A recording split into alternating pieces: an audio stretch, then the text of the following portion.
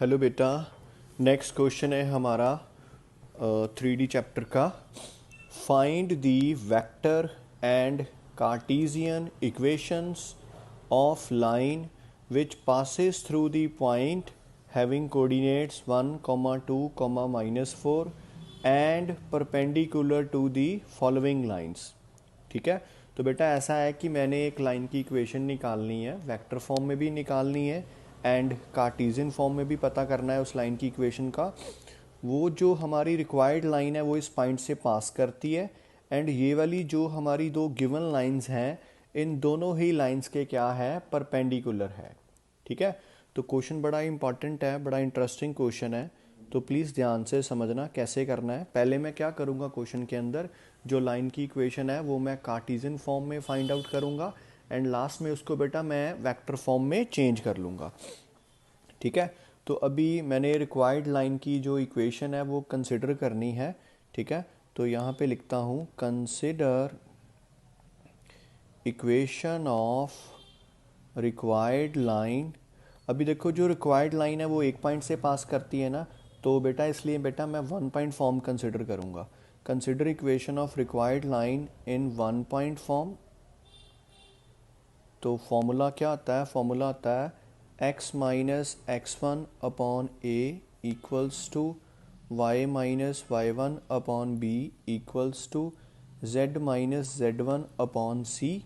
ठीक है, अभी देखो जिस पॉइंट में से हमारी लाइन पास कर रही है उस पॉइंट के कोऑर्डिनेट्स हैं 1, 2 एंड -4। तो बेटा ये x1 की वैल्यू है, ये y1 की वैल्यू है एंड ये z1 की वैल्यू है। तो अभी मैंने क्या करना है कि ये वाली वैल्यूज़ को मैंने इस इक्वेशन के अंदर यूज़ करना है। तो मेरी जो रिक्वायर्ड इक्वेशन है वो थोड़ी सी मॉडिफाई हो जाएगी, वो हो जाएगी अब x minus 1 upon A equals to y minus 2 upon B is equals to z minus z1 की वैल्यू है बेटा -4 upon C, where A comma B comma C are direction ratios of required line. ठीक है, तो A B C क्या है, जो मेरी रिक्वायर्ड लाइन है उस लाइन के डायरेक्शन रेशोज हैं। अभी जो मेरे को दो गिवन लाइंस प्रेजेंट हैं बेटा, मैं सबसे पहले उनके डायरेक्शन रेशोज पता करूँगा। दोनों जो मेरे को लाइंस गिवन है उनकी इक्वेशन बेटा वेक्टर फॉर्म में है। तो सबसे पहले जो फर्स्ट लाइन है उसके बारे में बात करते हैं। गिवन लाइंस आर, फर्स्ट की इक्वेशन है R vector is equals to 8 I cap minus 19 J cap plus 10 K cap plus lambda time 3 I cap minus 16 J cap plus 7 K cap. तो अभी मेरे को इस लाइन के डायरेक्शन रेशोज़ चाहिए। Direction ratios क्या होंगे इस लाइन के, वो बेटा होंगे ये वाले बेटा होंगे 3 कॉमा -16 कॉमा 7। ठीक है, जो लेमडा के बाद वेक्टर आता है, कांस्टेंट के बाद वेक्टर आता है, उस वेक्टर के अंदर जो स्केलर कंपोनेंट्स होते हैं वो बेटा डायरेक्शन रेशियोज होती हैं उस लाइन की। ठीक है, तो इस लाइन के डायरेक्शन रेशियोज हैं 3, -16 एंड 7। अभी ऐसा है कि बेटा जो मेरी रिक्वायर्ड लाइन है एंड जो मेरी फर्स्ट वाली गिवन लाइन है, ये दोनों लाइन आपस में क्या है, परपेंडिकुलर है। मेरे को स्टेटमेंट में गिवन है अगर रिक्वायर्ड लाइन एंड ये वाली लाइन जो गिवन है मेरे को दोनों आपस में परपेंडिकुलर हैं, तो बेटा इनके जो डायरेक्शन रेशोज़ होंगे उनके अंदर एक रिलेशन होल्ड करेगा। बेटा रिलेशन होता है a1 a2 plus b1 b2 plus c1 c2 equals to 0। तो अब मैं उस रिलेशन को यूज़ करूँगा इस क्वेश्चन के अंदर। अभी मैंने लिखना है इसको बेटा हम नंबर 1 दे देते हैं।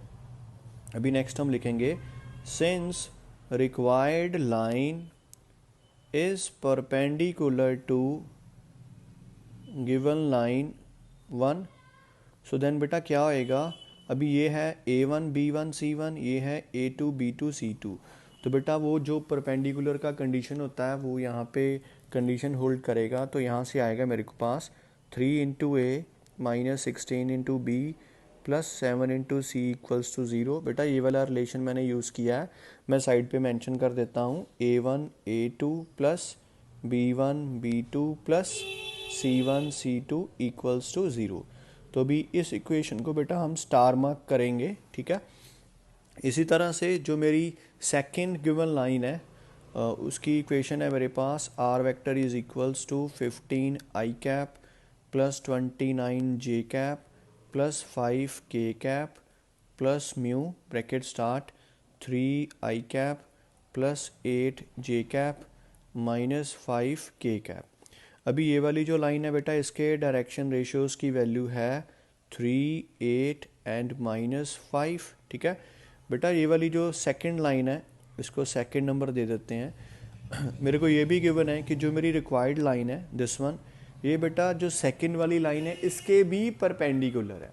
तो जैसा सेम कंडीशन ऊपर होल्ड किया है बिल्कुल वैसा ही सेम कंडीशन नीचे भी होल्ड करेगा।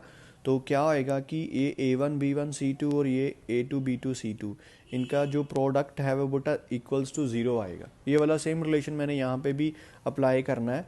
तो यहाँ से मेरे पास आ जाएगा 3A plus 8B plus -5C equals to 0। तो इस इक्वेशन को बेटा मैं मार्क कर लेता हूँ, सेकेंड हैश मार्क कर लिया मैंने इस इक्वेशन को। अभी बेटा मैंने स्टार और हैश इक्वेशन को यूज़ करके ABC की वैल्यू निकालनी है, ठीक है बच्चे। तो यहाँ पे कौन सा वाला मेथड जो है वो बेस्ट रहेगा बेटा। हमारे पास टोटल 3 मेथड होते हैं लीनियर इक्वेशंस को सॉल्व करने के लिए। फर्स्ट का नाम है एलिमिनेशन, दूसरे का नाम है सब्स्टिट्यूशन और जो लास्ट मेथड उसका नाम है मल्टीप्लिकेशन मेथड। तो यहाँ पे जो बेस्ट वन मेथड है वो हमारा रहेगा मल्टीप्लिकेशन मेथड। तो मैंने अभी स्टार एंड हैश इक्वेशन के ऊपर जो हमारा मल्टीप्लिकेशन मेथड है जिसको हम 2 3 1 2 रूल भी बोलते हैं वो हम यूज़ करेंगे, ठीक है। आप चाहो तो आप छोटा सा दोनों इक्वेशंस को साइड पे मेंशन कर लो। सो मैं पहले स्टार वाली मेंशन करता हूँ 3A minus 16B plus 7C equals to 0।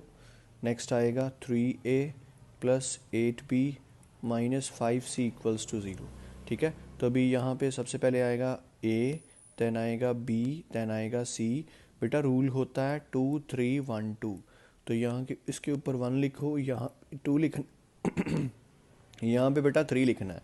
तो सबसे पहले 2 आता है, तो जो 2 कॉलम के अंदर न्यूमेरिक टर्म्स हैं वो मैंने लिखनी है। तो यहाँ पे आएगा -16 देन 8 आएगा। नेक्स्ट बेटा 3 है तो यहाँ पे आएगा 7 -5।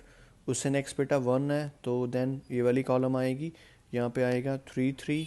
नेक्स्ट बेटा अगेन 2 है तो यहाँ पे आएगा -16 देन 8, ठीक है। ये तो वैसे आपको आता है, अपने लोअर क्लासेस में भी ये मेथड सीखा हुआ है।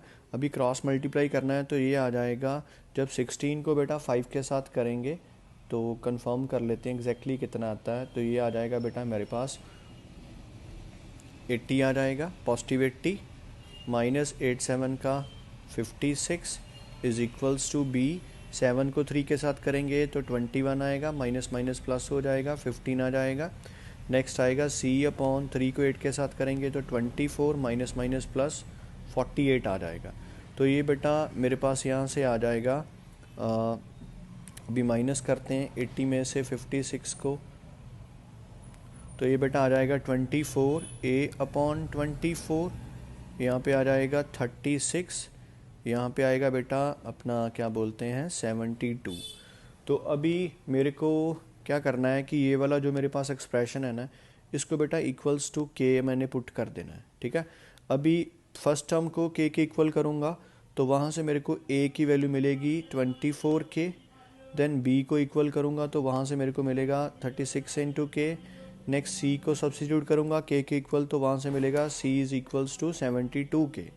अभी नेक्स्ट मैंने क्या करना है, ये मेरे पास ABC की वैल्यूज़ हैं, इन वैल्यूज़ को बेटा मैंने ये वाला जो मेरे पास बिल्कुल स्टार्टिंग इक्वेशन है इसको नाम देते हैं अल्फ़ा। बेटा ये वाली वैल्यूज़ को मैंने यहाँ पे अल्फ़ा के अंदर सब्स्टिट्यूट करना है डिनोमिनेटर में, ठीक है। तो ये मेरी वाली इक्वेशन बन जाएगी, देयरफॉर अल्फ़ा इक्वेशन बिकम्स, ये बन जाएगी बेटा x minus A upon 24K is equals to y minus 2 upon B की वैल्यू है बेटा मेरे पास 36K। नेक्स्ट आएगा z माइनस 4 अपॉन 72K। तो अभी जो k है वो बेटा कैंसिल हो जाएगा, ठीक है।